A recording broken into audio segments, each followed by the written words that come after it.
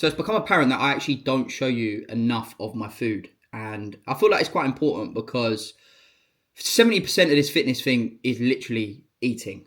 But the reason why I'm not always forthcoming with what I'm eating, and if you follow me on Instagram, I'm trying to get better. You'll see that. It's literally because I'm just so boring. And I know people don't care about that because you just want to see what's going in, right? But for me, it's almost like borderline embarrassing the way I eat. I literally repeat the same meals week on week. So let me just show you what I'm eating right now. So we've got pasta. We've got 100 grams of pasta. I think that's I'm going to butcher it. Conchigli pasta? I don't know. It's the ones that look like shells. Banging. 250 gram of mince.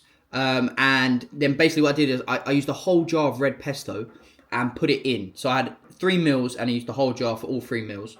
So that's 100 grams per meal, 250 per meal, etc. And I appreciate that looks dire. Like that does look shite. But when you bang a bit of this stuff on, let me talk to you about this stuff here, right? You could literally just cook me dry chicken, basmati rice, and not season a damn thing. Put this on it.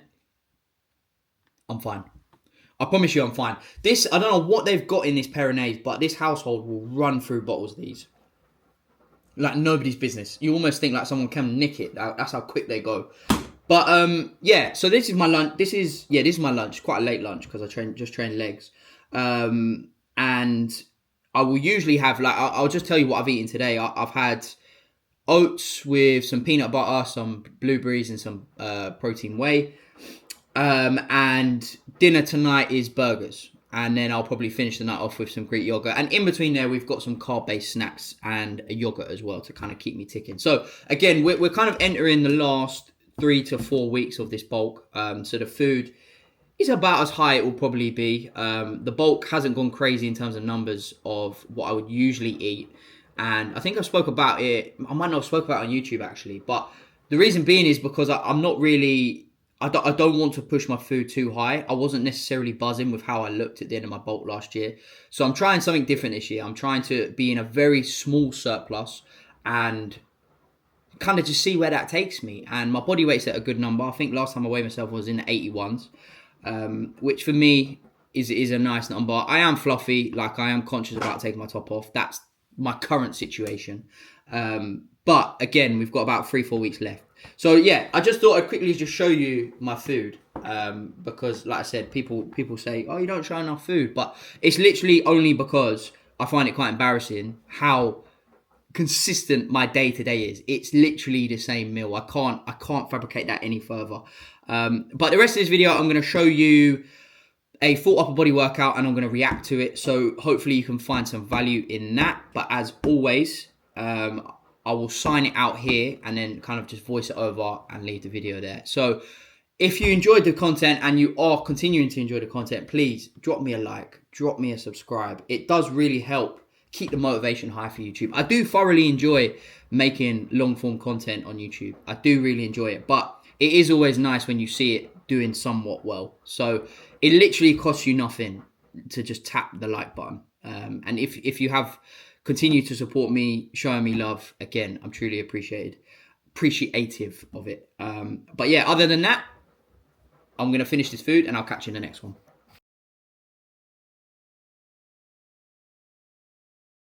Welcome to the voiceover section of this video. We have a full upper body day to run through. I'm going to break down exactly why I do certain things, how I'm doing certain things. So hopefully you can grab some value from it. Now, one thing I want to say before we get into it, this is my workout plan. And it's a workout plan that is working for me because I've identified areas in my physique that I'm not happy with. And I'll explain a little bit more as we go through. But what I'm trying to say is don't copy everything you see online. Take little pointers and apply them to yourself. So, first movement of the day is a single arm lat focused pull down. Now, again, like I said, you'll be able to do this in your gym. All you need is a cable, a handle, and a bench. Okay? My main focus here is really just driving the elbow down into the hip. That is the main cue that you're looking for. Okay? That is how we work the lat. Very important here as well, whilst you're watching, look at me resting in between each arms. I can't tell you the amount of people that I see that go straight in as soon as they finish one arm or one leg. You are not ready. You're not recovered. You're not ready to go to be able to complete this second set to a high enough standard as you did the first one. So chill out, okay? Minute 30. Nothing crazy. Just take your time in between. Try and bring your heart rate back down to earth. But a super simple exercise to set up. And in fact, I'm going to go out on a limb and say it. This is by far my favorite lat movement. By absolute far. If you've got a machine that can replicate what I'm doing, where the cable or the line of pull is in front of you, use it.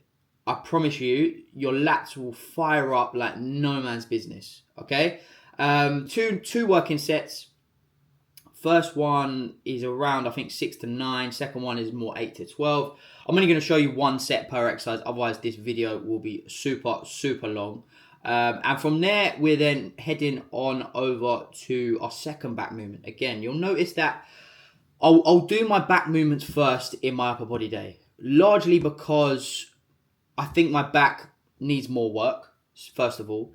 But second of all, I find when I go and do my pushes, I'm much more open. I feel looser. I feel far more ready. And my upper back movement today was a shrug. Again, a movement you could all do in your gym. If you can't do this movement, you need to leave gyms. But you'll notice that there's no rowing, okay? There's no upper back rowing. And that's because I do my upper back rows on my chest and back day. So again, going back to what I was originally saying, this workout split is designed for me and how I currently work out. So just remember that when you think, oh, I'm going to go and copy that workout, or if you're thinking about copying that workout, don't take it word for word. That's all I'm saying, okay? So then we're into our chest work. So first movement of the day is a pec fly. You've heard me bang on about these, all right? Get this in before you press. I'm lubricating up my joints, all right? My chest is getting warm. Everything is moving, okay? So then when I go and do my chest press, I connect far better, all right? I've made a few posts about this on Instagram recently, and I'm probably coming across quite annoying. But the reality is that I see it so often that people just go into their chest pressing as soon as they walk through the gym. You walk through the gym, you chuck the bag on the floor, the first thing you do is you're straight on the bench, you're straight on the dumbbells. How much are you actually feeling your chest when you're doing these movements? That's all I'd ask you, okay? Just some self-reflection for you. Do a pec fly, you'll connect far better. And then from there, I like to give my chest an exercise to just settle before then going into the press. So again, another movement that I'm using to kind of warm up my joints, side delt work.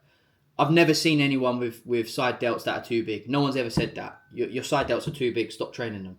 No one's ever said that. So I will train these until the cows come home. 3 working sets and then into a drop set. You'll be very surprised at how much volume your side delts can actually handle. Okay, and another pointer, if you have this machine, use it, all right? Fantastic machine. If you can take out from the elbow down when you're doing your lat raises, I can almost guarantee you're going to feel them a little bit better, okay?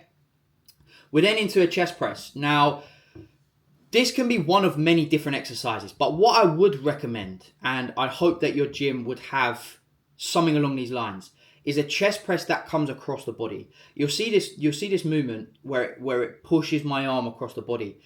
That is working the full function of the pec.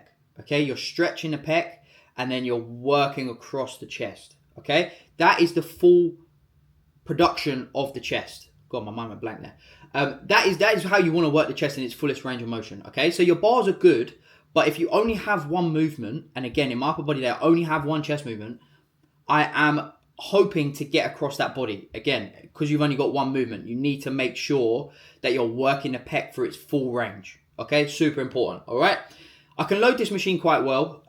It gets super heavy in the short range, so when I'm pressing this out, this is very, very heavy. But a lovely and a smooth exercise. So if you've got any machine similar to this and you've seen it in your gym, most gyms would have a machine similar to this.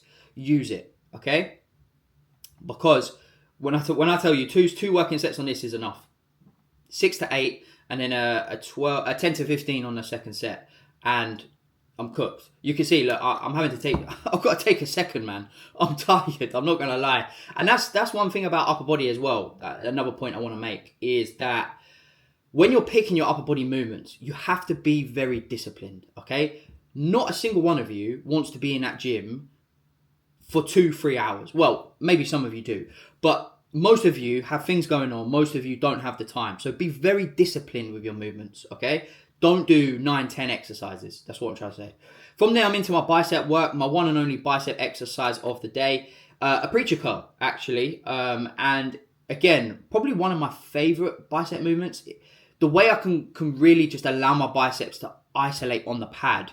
I know every single gym owner or gym member watching this has a machine or a pad like this. So if you don't have the machine, grab some dumbbells, grab some bars, whatever. Just get that elbow fixated into that pad. Do not let it come off the pad. Okay, that is the key. Remember, we're isolating the movement. Okay, we're isolating the bicep. We don't want to be lifting up because all of a sudden your isolation aspect of it is disappeared. Okay, from there, we're then into our final movement. So you can see I've got 7 exercises, I think. I'm not going to count, but about 7 or 8 exercises. So 1 per body part. And here I am working my triceps. So I've attached my straps to the rope because I don't have a long rope. And I like to be able to really try and get that hand as far back as possible. Now, watching this back, I remember my first set I went too heavy. I don't know if it's this set. But again, you're really focusing on just stretching and shortening the movement. And also another thing you'll notice, and I've touched on it already, but in my isolation movements, so my biceps, my triceps, my side delts, take your drop sets. Get some drop sets in there. You're just driving more volume into these working muscles in a shorter span of time. And because they're such small areas, I promise you they can handle it. Your triceps are not going to suffer 2-3 days later because you've added in a drop set. Okay? So really take advantage of that. And that is pretty much the end of the workout. So I hope you found that somewhat useful. Again, I kind of signed it out in the first clip, but I'll do a little sign off now. Again, let me know if you found any of this useful. If you need any more tips and tricks, advice, you name it, drop me a follow, drop me a subscribe, and I'll catch you in the next one.